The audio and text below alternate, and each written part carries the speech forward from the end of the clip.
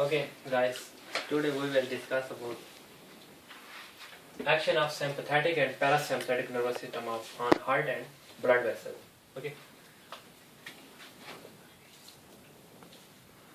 इसमें क्या है, पहले नंबर पे सेरिब्रल हेमिस्फीयर और इससे बताने है कि 4 क्रेनियल नर्व स्टार्ट होके हार्ट को सप्लाई करेंगे जो पैरासिम्पैथेटिक नर्वस सिस्टम से। ये सेरिब्रल हेमिस्फीयर है, मिड ब्रेन है, pons medulla oblongata and spinal cord. Cranial nerve number 3, cranial nerve number 7, cranial nerve number 9 and cranial nerve number 10। ये parasympathetic के चारों नर्व है, 3, 7, 9, 10। 3, 7, 9, 10 और इसका नाम रखा जाता है क्रेनियोसैक्रल क्योंकि ये क्रेनियल कैविटी स्टार्ट है। और दूसरा इसका नीचे सैक्रल रखा है ना, तो S2, S3, S4। Cranial nerve number 3, 7, 9 and 10 ये क्रेनियल नर्व है। और S2, S3 एंड S4 ये टोटल पैरासिम्पैथेटिक के नर्व है जो पूरे बॉडी को सप्लाई करता है। 3, 7 क्रेनियल नर्व 3 का नाम होता है अपोलो मोटर नर्व, ठीक है, नाम को याद करें। 7 का नाम है फेशियल नर्व, इसका नाम है ग्लासोफेरेंजियल नर्व और इसका नाम है लाइगस। और S2, S3, S4। तो इसमें इतना याद कर लो कि 3, 7, 9 ये सिर्फ और सिर्फ यानी हमारे हेड रीजन को सप्लाई करते हैं। यानी जो थर्ड क्रेनियल नर्व है ये आई के अंदर जाता है, सिलियरी मसल और स्फिंक्टर ऑफ प्यूपिली मसल को सप्लाई करता है। क्रेनियल नर्व 7 जो होता है ये सबमैंडिबुलर ग्लैंड और सबलिंगुअल ग्लैंड को सप्लाई करता है। और क्रेनियल नर्व नंबर 10 जो है ये 9 जो है ये पैरोटिड ग्लैंड को सप्लाई करता है। और 10 का नाम होता है वेगस नर्व। वेगस का मतलब होता है वॉन्डरिंग, आवारा। यानी ये नर्व जो है यहाँ से मेडुला ऑब्लिंगेटा से ओरिजिनेट होके इस एरिया से नेक के इनसाइड पास करता हुआ नीचे आ जाता है। और इसकी सप्लाई होती है, मैं बता रहा हूँ बाद में आप राइट करो, इसमें सॉफ्ट पैलेट, ठीक है, फेरेंक्स, लैरिंक्स, उसके बाद trachea, bronchi, lungs, oesophagus, stomach, ठीक है। यानी ये GIT का जो पार्ट है इस एरिया से लेके ट्रांसवर्स कोलन का जो राइट 2/3 पार्ट है ना उस तक ये सप्लाई करता है। सही है वेगस में, यानी soft plate, pharynx, larynx, trachea, lungs, पूरे हार्ट इसमें पूरा कवर हो जाएगा। उसके बाद यहाँ पे जो आ रहे हैं एओर्टिक आर्क आ रही है उसको सप्लाई करता है। रेस्पिरेटरी सिस्टम पूरा रेस्पिरेटरी सिस्टम, हार्ट पूरा। और यहाँ पे एओर्टिक आर्क के जो बैरोरिसेप्टर है उसको भी सप्लाई करता है वेगस नर्व। उसके बाद oesophagus, stomach, duodenum, jejunum, ileum. उसके बाद इस एरिया में आ जाएगी caecum, appendix, ascending colon, transverse colon. Transverse colon का जो राइट 2/3 पार्ट है ना उस तक ये वेगस सप्लाई करेगा।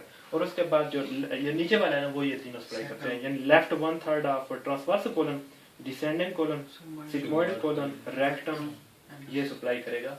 S2, S3 और S4। उसके साथ यूरिनरी ब्लैडर का स्फिंक्टर और जो अपने पीनस और फीमेल में वेजिनल ट्रैक्ट क्या कहते हैं, लेबिया मेजोरा, लेबिया माइनोरा की जो स्ट्रक्चर है उनको S2, S3, S4 सप्लाई करते हैं। और जो सेक्सुअल स्टिमुलेशन होती है क्लिटोरिस की और पीनस की वो भी यही सैक्रल नर्व करते हैं। ओके, इसमें कोई प्रॉब्लम नहीं।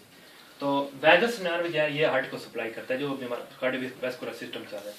और मैं रिसेप्टर आगे बाद में एक्सप्लेन करता हूं, इसमें कोई प्रॉब्लम। नेक्स्ट सिम्पैथेटिक का बताया था, सिम्पैथेटिक का डिफरेंट कलर में यूज करते हैं। ये स्टार्ट होता है T1, T2, T3, T4, T5, T6, 7, 8, 9, 10, 11, 12, L2, L1, L2 तक, यानी T1 to L2। इसका नाम होता है थोराकोलुम्बर, यानी थोरैसिक रीजन, यानी T1 से स्टार्ट होके L2 तक जाता है। और इसमें कितने 14 नर्व आ गए, 12 थोरैसिक और 2 ये। अब इसमें कुछ डिफरेंस है वो मैं साथ एक्सप्लेन कर देता हूँ। जो सिम्पैथेटिक नर्वस सिस्टम है ये पैरावर्टिब्रल गैंग्लियन के चेन बनाता है। यानी इस तरह हमारा वर्टिब्रल कॉलम है, इसमें 33-34 वर्टिब्री हैं जो बैक साइड पे बैकबोन है।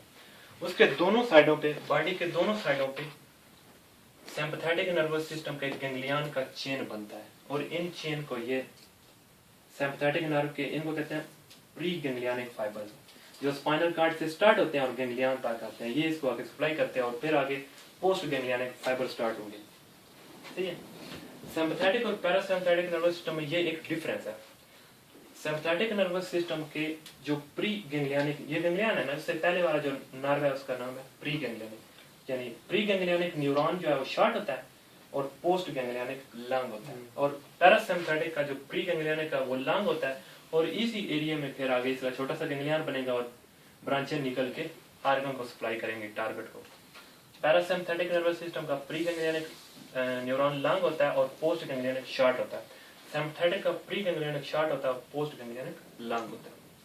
सही है। उसके बाद न्यूरोट्रांसमीटर, न्यूरोट्रांसमीटर होता है यानी केमिकल एजेंट जो अपने रिसेप्टर के ऊपर बाइंड करे और एक्टिविटी शो करे। पैरासिम्पैथेटिक नर्व, एक बात क्लियर है कि नर्वस सिस्टम से जो भी न्यूरॉन निकलता है उसका न्यूरोट्रांसमीटर एसिटाइलकोलिन होता है। सही है, इजी है। यानी जो भी नर्वस सिस्टम से निकल रहा है, ब्रेन या स्पाइनल कॉर्ड से, तो पहले नंबर पे जो न्यूरोट्रांसमीटर आता है वो होता है एसिटाइलकोलिन। सिम्पैथेटिक का भी एसिटाइलकोलिन है, पैरासिम्पैथेटिक का भी एसिटाइलकोलिन है, क्योंकि ये नर्व सीधे स्पाइनल कॉर्ड या ब्रेन से निकल रहा है। जो पोस्ट गैंग्लियनिक न्यूरॉन है उनमें डिफरेंस आ जाता है। जो सिम्पैथेटिक नर्वस सिस्टम है इसका इस एरिया में आ जाता है नॉरएपिनेफ्रिन, और पैरासिम्पैथेटिक नर्वस सिस्टम का पोस्ट गैंग्लियनिक जो न्यूरोट्रांसमीटर है वो एसिटाइलकोलिन जाएगा। ठीक है, ये दूसरा डिफरेंस है दोनों के। प्री पैरासिम्पैथेटिक का pre ganglionic and post ganglionic दोनों प्लेस पे न्यूरोट्रांसमीटर एसिटाइलकोलिन है। सिम्पैथेटिक का प्री गैंग्लियनिक एसिटाइलकोलिन है और पोस्ट गैंग्लियनिक नॉरएपिनेफ्रिन।